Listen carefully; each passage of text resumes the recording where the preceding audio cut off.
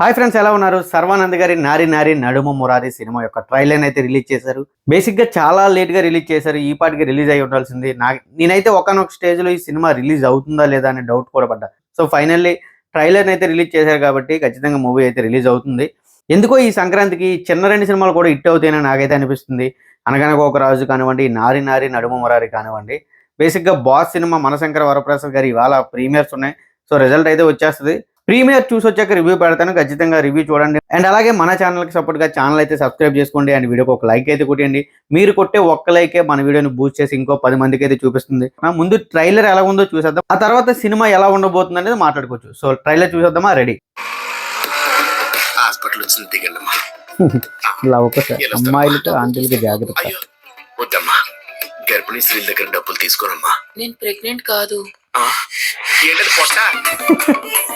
సత్య గారి comedy next level ఉంటుంది అబ్బా. గౌతమ్, నేను లవ్ లో ఉన్నాను. ఏం చేస్తుంటావు? ఇంజనీరింగ్ చదివి ఆర్కిటెక్ట్ గా జాబ్ చేస్తా సార్. మరి ఇంజనీరింగ్ ఎందుకు చేసావు? ఆ క్వశ్చన్ నేనే కాదు సార్, బీటెక్ చదివిన ఏ కుర్రాడు ఆన్సర్ చెప్పలేదు. అంతే కదా, కరెక్ట్. గౌతమ్ ఎవరు? నాకు చూపించండి డాడీ, నేను గట్టిగా వార్నింగ్ ఇస్తాను. చెత్త కుప్పలకి సెప్టిక్ ట్యాంక్ కి దూరంగా ఉండాలమ్మా. ఓకే, మీ మధ్య ఎప్పుడైనా గొడవ జరిగిందా? ఇష్యూ లేని చోట లవ్ ఉంటుంది. ఫ్రెష్ గా కనిపిస్తాడు అబ్బా సర్వా ఇప్పుడు కూడా. లైఫ్ నా వైఫ్ నీ చేతిలో ఉంది.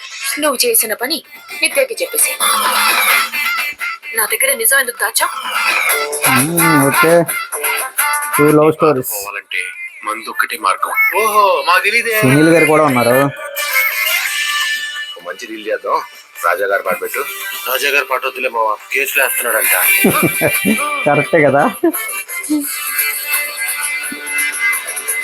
ఏంటి సార్ అన్ని చూసి పెట్టేస్తున్నారు? ఇక్కడ 12 years 18 years ఓల్డ్ అని ఉన్నాయి. స్టాక్ లేదనుకుంటా. సినిమా అంత కామెడీ, ఫుల్ కామెడీ, అర్థమైపోతుంది. ఈ కూతురా? ఏం మాట్లాడుతున్నారు? ఆవిడ మా పెళ్లి సార్. అయ్యో, రెండో పెళ్ళ కాదండి, మళ్ళీ పెళ్లి. బతుకుంటే ఈ తాడు చూడలేక చెప్పించుకోలేసేవారు.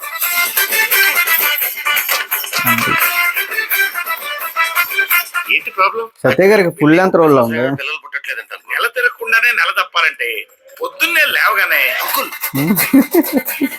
ఓకే, అబద్ధాన్ని ఇంగ్లీష్ లో ఏమంటారు? కామెడీ బాగా వర్క్ అవుతుంది అబ్బా. అండర్స్టాండింగ్, మిస్టర్ అండర్స్టాండింగ్ అంటారు కదా. అంతే కదా, ఎస్కేప్ స్పీచ్ చూడడం మానే ఫస్ట్. అంతే కదా. ఈ మధ్య ఎస్ గారు చెప్పానా, నీ తమ్ముడు నీ కొడుకు ఆడుకుంటుంటే చూడాలని చిన్న ఆశ. దాన్నవరా దోత. నారి నారి నడుమ మురారి. ఏంటది? పిల్లలు పుడతారా లేదు? ఏముంది? పుట్రని వచ్చింది. ఫుల్ ఫన్ సినిమా అయితే. అయిపోయిందా? అయిపోయింది. ఓకే, ట్రైలర్ చూసాం కదా. ట్రైలర్ అయితే ఫుల్ ఫన్ గా ఉంది మొత్తం కంప్లీట్ గా. ఇంకా ఒకటే అర్థమవుతుంది, సినిమా అంతా కూడా ఫన్ జోన్ లో వెళ్ళబోతుంది. స్టోరీ పెద్ద ఏమి ఉండదబ్బా ఇలాంటి సినిమాలకి. జస్ట్ ఈ పండగ టైంలో ఫ్యాన్స్ ని నవ్వించాలని చెప్పి 2.5 hours కూడా వాళ్ళకి బోర్ కొట్టకుండా ఒక సినిమాని చూపించాలనే కాన్సెప్ట్ మీద ఇలాంటి సినిమాలు కూడా వస్తూ ఉంటాయి. బేసిక్గా రావాలి కూడా, సరదా ఫన్ గా అలా వెళ్ళిపోవాలి. ముఖ్యంగా ఈ పండుగ టైంలో ఏంటంటే ఫ్యామిలీస్ తో వస్తారు కాబట్టి అలా ఎంజాయ్ చేయాలంటే మినిమం ఇలాంటి ఫన్ ఉంటేనే వర్కౌట్ అవుతుంది. ఇంకా ఈ రోజుల్లో చెప్పాలంటే, లేదంటే కంప్లీట్ గా ఒక పెద్ద పెద్ద సినిమాలు రిలీజ్ అవ్వాలి. ఇంకా ఎలా ఉండాలంటే, ఇప్పుడు ఫర్ ఎగ్జాంపుల్ రాజాసాబి తీసుకోండి, డిజాస్టర్ చేసి పారేశారు అంతే. అంటే ఒక యాక్టర్ స్టార్డమ్ తగ్గ స్టోరీ ఉంటేనే ఇప్పుడున్న జనాలు యాక్సెప్ట్ చేస్తున్నారు. దానికి తోడు ఈ టికెట్ల ప్రైస్ అయిపోతాయి, విపరీతంగా పెంచేస్తున్నారు. ఇప్పుడు ఈ పండగ సీజన్ లోనే సింగిల్ థియేటర్లో కూడా టికెట్స్ 300, 250 అంటే ఒక ఫ్యామిలీతో వెళ్ళే వాళ్ళకి ఎంత ఖర్చు అవుతుందో ఒకసారి ఆలోచించండి.